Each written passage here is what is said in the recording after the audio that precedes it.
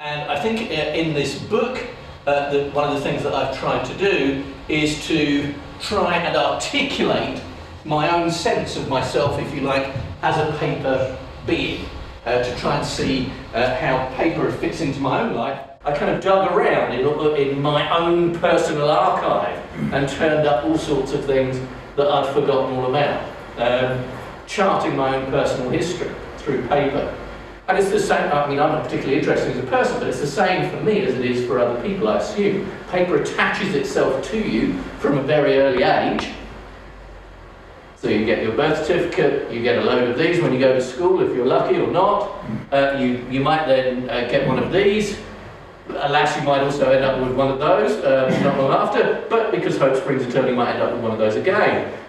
So essentially what I was trying to do was to try and show how this, and this have created this, and this, but also this, and this. So all of the stuff surrounding us every day and its relationship to paper. And one of the ways I found easiest to try and think about the importance of paper in our lives was to imagine our lives without paper. So you get up in the morning, you don't use any of this. You might have a cup of tea, but you're not using these. You might resort to that, but not with one of those. You don't get one of these. Thankfully, you don't read this. You don't look out the windows. You're on the train looking at this. And then when you get to work, you're not tyrannised by these because there are none of these. There's none of this. But there is lots of this because the metaphor, if you like, of paper is embedded within the structure of everything we do on an everyday basis. So I kept going back to remind myself of the definitions of the etymology, the history of paper. Going right back into the history, we've been using paper for almost 2,000 years. This chap was a eunuch in the emperor's court, and he's the first person in China to have recorded the use of paper as we know it today. Macerated vegetable fibre, which has been kind of drained of its liquid and kind of used and dried in the way that we think of as a piece of paper. So that's around about, although various archaeological evidence suggests that paper was in use before that, but he's the first person to write it down. 105 AD. That's the first recorded mention of what we now think of as paper. You get the wood, it's pulped, chipped, screened, all sorts of chemicals are added, usually about 30 different. We think of paper as a natural product, but it is one of the things that interested me writing the book was it is a piece of technology, it's a man-made technology, and huge amounts of chemicals are used in the production. I went through a phase of collecting stamps, but I only collected stamps with dictators on. Which I was also interested in bird watching, but I was more interested in ticking off the birds rather than actually watching the birds. And then when the first time I voted, and again I don't think you're meant to do this, I remember I came out of the polling station and I thought, I'd love a memento of the first time I voted. So I took the polling station.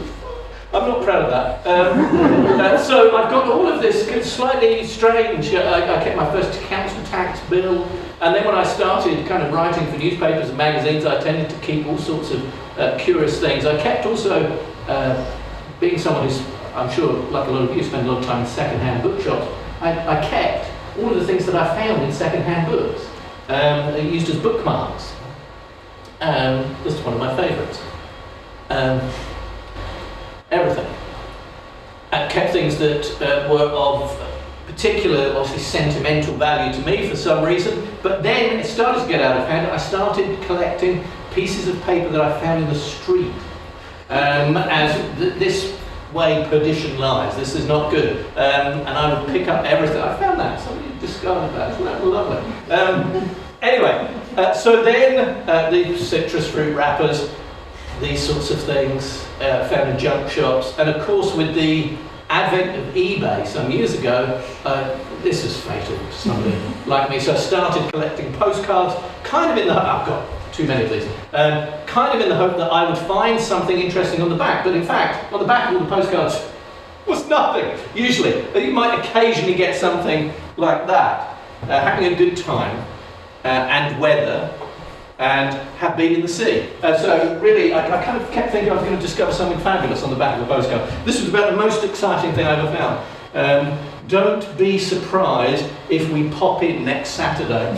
So you could write a good story, couldn't you, with that as an opening. I also started collecting sheet music. This is the girl from Donegal, but I used to have, which is a shame I couldn't find it in order to scan it in. I used to have a piece of sheet music for a song which some of you may know, called 40 Shades of Green, which I thought would be quite a nice Irish kind of twist on some current contemporary concerns. Anyway, so I collected all of these things, crazily, everything, madly. So eventually I realised I was going to end up like this. Some of you may remember Ray Gosling, who was a great radio presenter. So I tried to rein that in somewhat, and for the purposes of the book, confine my researches to the library. So part of the book, I suppose, reflects my interest in origami and some of the extraordinary people who have made origami what it is today. And the lady at the front here is a lady called Lillian Oppenheimer, and she was someone who set up the Origami Centre in New York in 1958. So we sometimes think that origami is a kind of ancient Japanese art that was mysteriously brought to well, it is, kind of, but also what we think of as origami today was really pioneered by these ladies in New York in the 1950s. I became interested in the history of toys and games, which are intimately connected to paper. Cards, card backs, developed by a man called Thomas de la Rue, and he introduced this method for making these very intricate card backs, and the reason for that was so that people couldn't cheat, because up until then card backs had been, you could mark it, you could just mark it slightly so that you could see which card it was. And so Thomas de la Rue then realised that with this technique of making rather complicated card backs, that could also be translated into making other kinds of paper. So de la Rue now produces, I think, most of the paper money that's manufactured in the world. So I looked at paper money, stamps, lots more to do with money, paper art of all kinds. I should just, if I can, oh, these are wonderful. Oliver Heron, he's an artist who works in paper. There is a full frontal view of that, but I'm not going to show that to you. I'll conclude just by remarking one of the things that I found when I was writing the book, what I was really interested in were the stories behind paper, not just the manufacturing of paper. And some of the things I found a few years ago in a junk shop, all of these receipts, a big packet of receipts, and you can't really see it here very clearly, but all of the receipts related to this couple, 1933, and their wedding. The photographs, receipt from the photographer, and the ring, a single stone diamond ring. And that's all that I know about. And that, in a sense, that's all, for me anyway, that remains of them. So my own grandparents, anything that remains of them is a few pieces of paper. So I suppose part of my own impulse in writing the book was to see, if possible, I suppose I'm trying to cheat this, which is the last piece of paper. And you can actually, in a sense, you can do that, because if you do this, if you sign a piece of paper, you can, well, you can't cheat that, obviously, but or you can end up in one of these. These are paper coffins produced by a company in Brighton.